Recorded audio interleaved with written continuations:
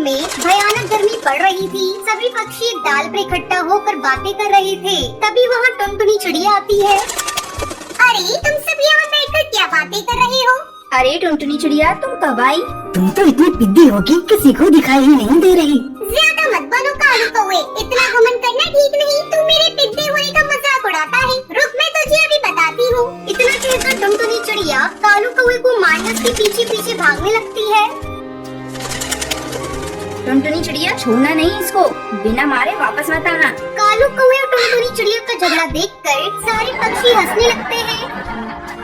गुस्से में कालू कौवा वहाँ से अपने घर आ जाता है और घर आकर गुस्से में कहता है, आज मेरे ऊपर सारे पक्षी हंस रहे थे। मैं इन सबको सबक सिखा कर रहूंगा। मैं इनके साथ वो करूंगा जो इन्होंने सपने में भी नहीं सोचा होगा। कालू कौवा सोचने लगता है कि ऐसा वो क्या करे जिससे पक्षी कभी भूले नहीं। वो टेबल पर पड़ी कैंची उठा लेता है और वहाँ से चल देता है। वो चुपचाप टुनटुनी चिड़िया के घर जाता है। उस समय टुनटुनी चिड़िया आराम से सो रही थी।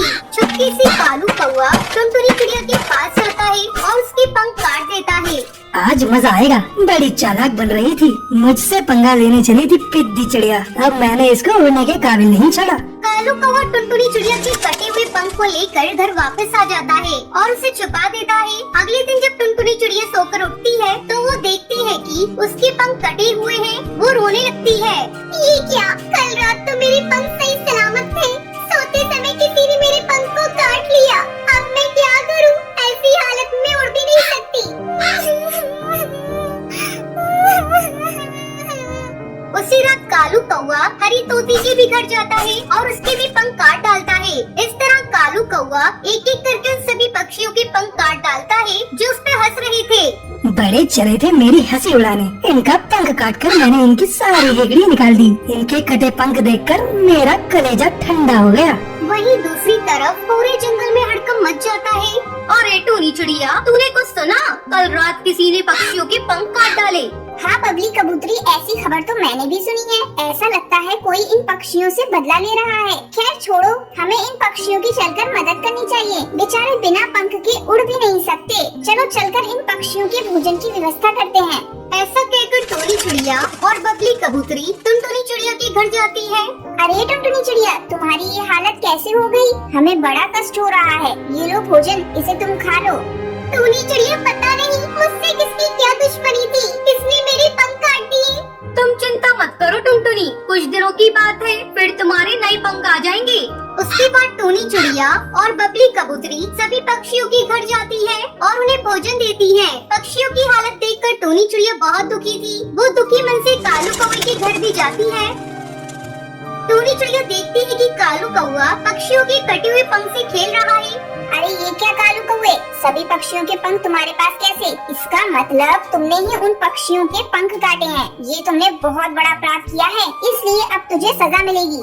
टूनी मौसी, ये सारे पक्षी मेरी हंसी उड़ा रहे थे, इसलिए मैंने उनके पंख काट डाले। मैंने गुस्से में ये सब कर दिया, मुझे माफ कर दो। ठीक है कालू कौवे, इस बार मैं तुझे माफ कर दे रही हूँ, लेकिन अगर आगे से तूने ऐसा कुछ किया तो मैं तुम्हें कड़ी सजा दिलवाऊंगी। तुझे अभी चलकर उन पक्षियों से माफी मांगनी होगी। टूनी चिड़िया उन सभी पक्षियों से कालू कौवे को माफी मांगने को कहती है। कालू कौवा सभी पक्षियों से माफी मांगता है। टूनी चिड़िया के कहने पर सारे जंगल के पक्षी उसे माफ कर देते हैं। धीरे धीरे उन सभी पक्षियों के पंख आ जाते हैं और फिर सभी खुशी खुशी रहने लगते हैं।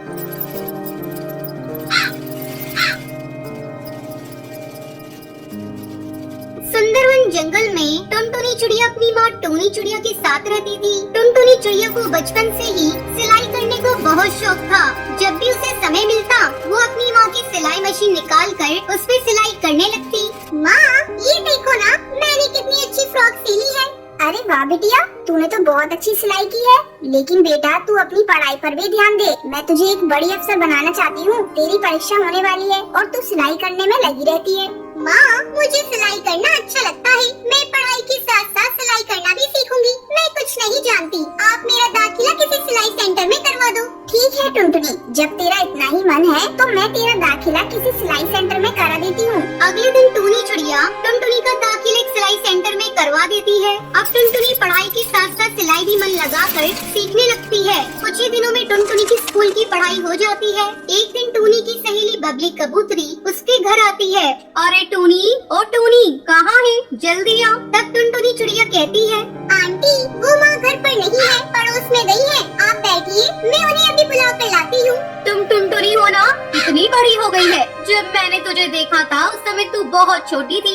बुलाना मुझे, मैं तेरी बबली आंटी हूँ। टुनटुनी तू जाकर अपनी माँ को बुला ला। टुनटुनी चिड़िया पड़ोस में अपनी माँ को बुलाने के लिए चली जाती है। थोड़ी देर बाद टुनटुनी चिड़िया अपनी माँ को लेकर घर आती है।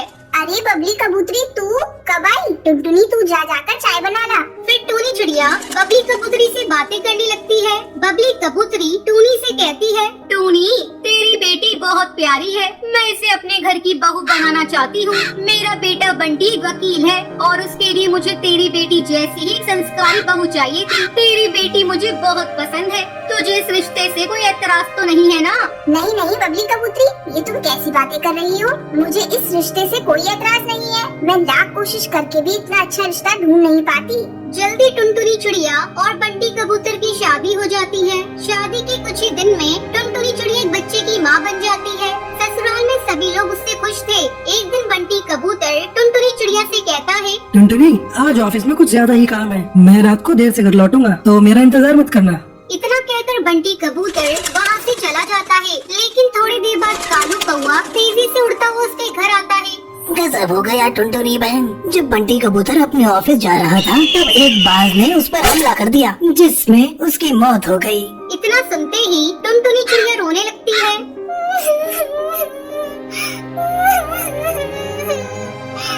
माँ जी ये सब क्या हो गया? माँ जी बंटी कबूतर के बिना भी ये घर कैसे चलेगा? टुनटुनी तू हिम्मत मत हार बेटा, ऊपर वाले की मर्जी के आगे किसी की नहीं चलती।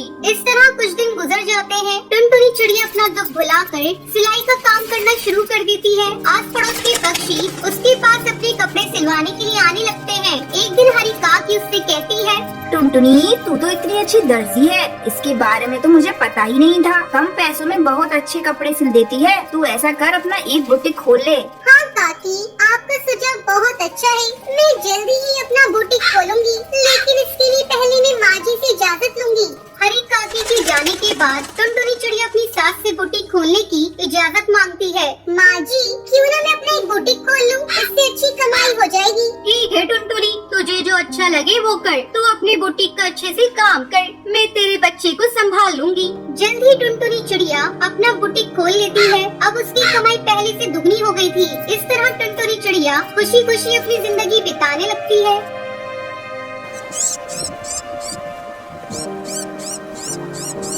सुंदरवन के जंगल में टुनटुनी नाम की एक चिड़िया रहती थी। जब टुनटुनी चिड़िया छोटी थी तभी उसके पिता की मौत हो गई थी। किसी तरह उसकी माँ टूनी चिड़िया ने उसे पाल पोस कर बड़ा किया। एक दिन जब टूनी चिड़िया भोजन की तलाश में जा रही थी, अचानक एक बाज ने उस पर हमला कर दिया। इस हमले में उसकी मौत हो जाती है। अपनी माँ की मरने की खबर सुनकर टुनटुनी चिड़िया फूट फूट कर रोने लगती है।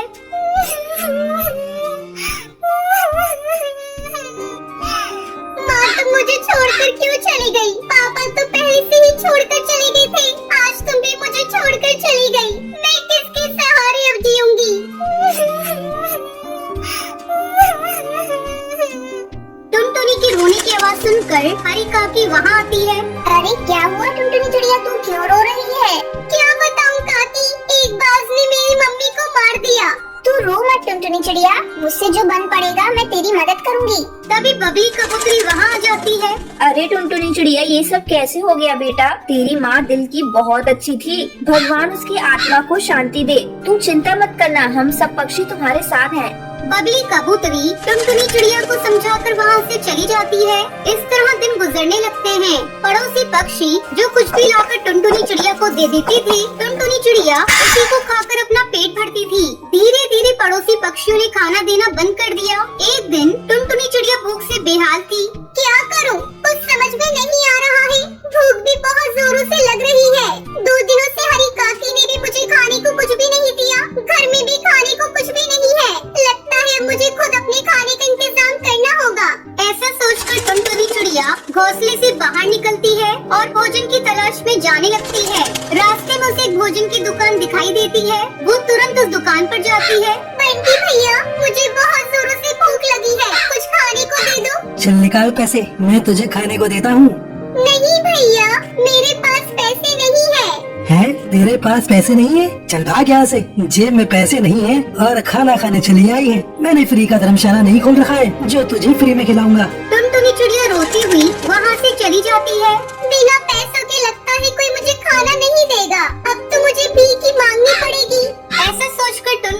चिड़िया भीख मांगने लगती है।